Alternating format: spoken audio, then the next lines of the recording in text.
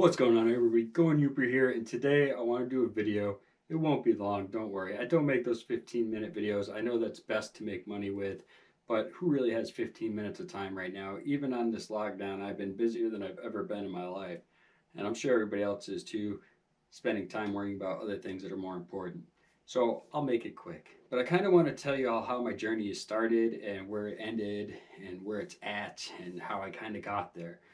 You know, a lot of us all started out breeding at home, just like me. That's where I started. I mean, I was homemade racks made out of wood. I mean, it wasn't the greatest, but at the time, it was the best I could do. And I really wanted to get into it. And, I would watch videos and I would see what other people would do. And, you know, I started learning different things because I really came from a real old school way of thinking. I mean, 20 something years ago when I was doing the reptile stuff, it just wasn't like it is today at all. I mean, everything's really different. I'm doing everything different than I used to. Mainly, I think that's because I moved up here to Michigan and I'm not used to the weather differences. But the first year wasn't too easy. But yeah, I started out at home just like everybody else. And then I decided that I want to breed snakes. I just want to do this. And I started to get some locks. And I was like, this is awesome. And I was like, I really, really need to find a way to breed rats because I got to feed my snakes. And I really can't do that at home. My wife's like, no, have all the snakes you want, but no rats. And for what I wanted to do, I needed to be able to feed my own collection a meal that I knew was perfectly healthy. It was really important to me. In fact, the first 2 years of breeding rats, I spent way more money than I should have. I finally got it down to a good system that works great, but it was crazy. And I knew I needed to get into a place. So I found this place right here. It's an amazing place. I pay under $350 a month in rent here, plus around 160 for electric.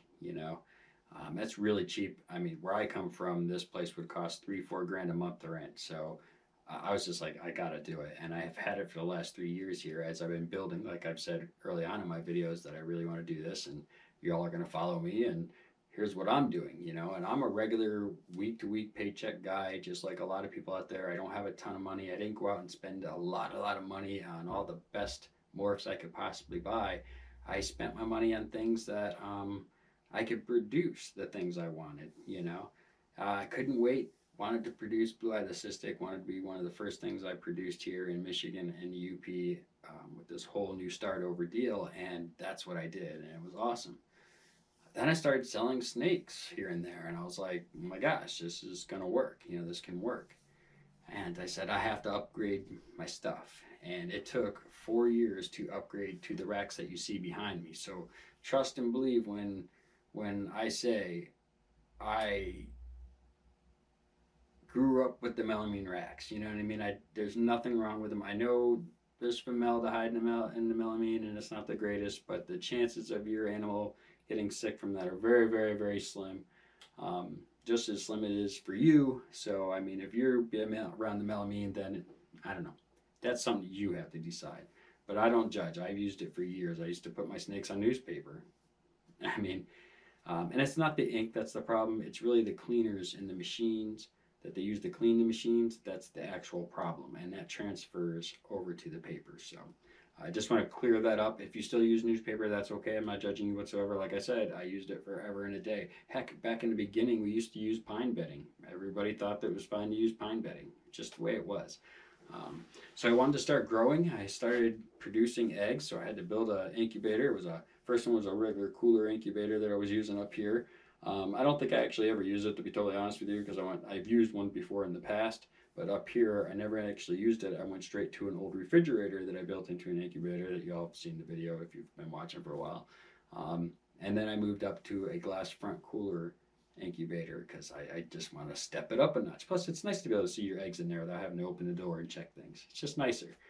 Um, and over the last year, I knew that if I wanted to be a legitimate business, then I had to have the proper stuff. I mean, you can't just have the best care you could possibly have for your animals and expect that that's good enough. Unfortunately, it's not. It's just not. You have to look professional. You have to be professional. Now, I didn't buy these racks to look professional. Yes, it's a cool bonus, but that's not why I bought them. I bought them because my homemade racks were horrendous. I've never really shared too much about it, other than the fact that they're just horrendous. I mean, I had some in my big rack.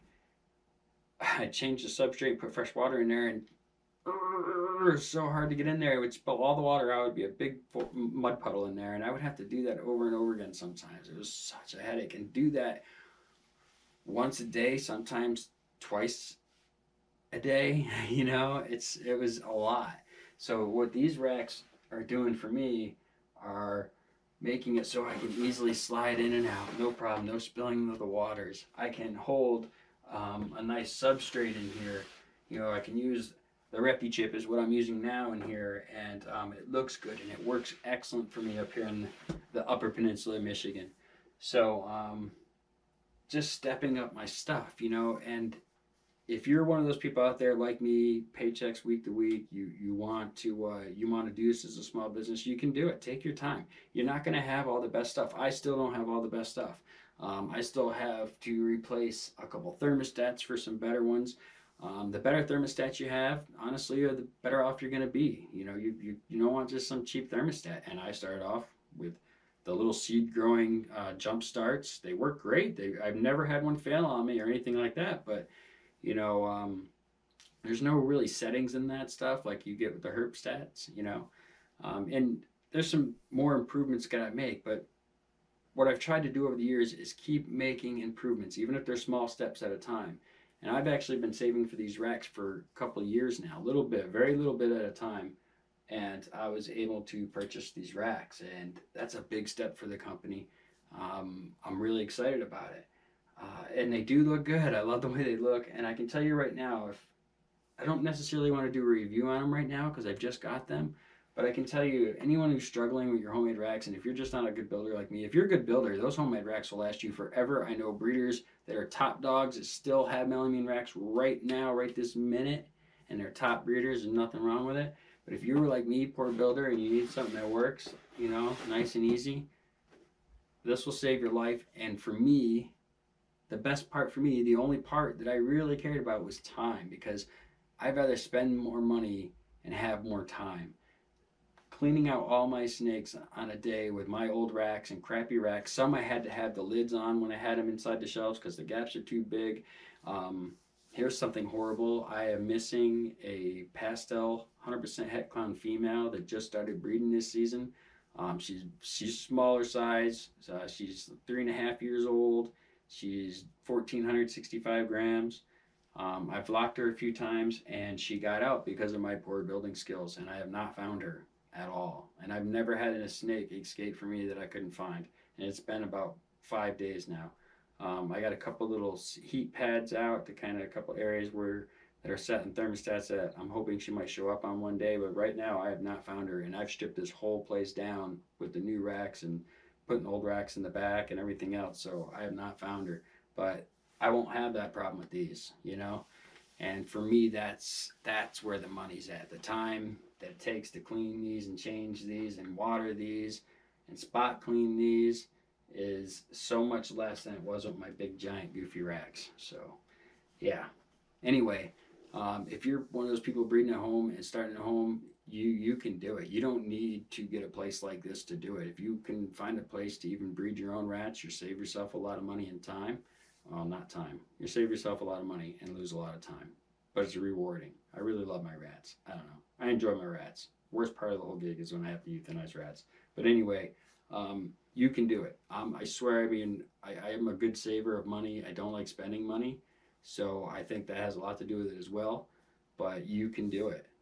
You can get there. I still have a long way to go. This is really just the beginning. You know what I mean? And I realized after getting all the rest of the racks up, I was like, I know what else I need now, and I still need a lot of stuff. So I'm just going to keep taking those steps forward. And I encourage you all, and you're not going to hear a lot of breeders say this to y'all, but I encourage you all to do your best you can by your animals first. And then, if you really want to make this a business, just don't give up on yourself. Every day, try and do something towards making that happen, even if it's researching things. Just every day, do something. I promise you, when I was younger, I couldn't work. I hated going to work. I got out of work every chance I got for whatever reason to go goof off. I wasn't really a big focused person in my teens and stuff. Um, but I told myself, if you really want something, you got to dig deep for it, and it's not going to happen overnight. So you can't just be one of those in and out people. You got to be in it for the win. So if you can get yourself to that point, you're going to win. All right, everybody, I'm out of here. Please hit that like button, subscribe if you haven't already, hit the notification bell, let you know I upload a video. And as always, I love you all. Send me by.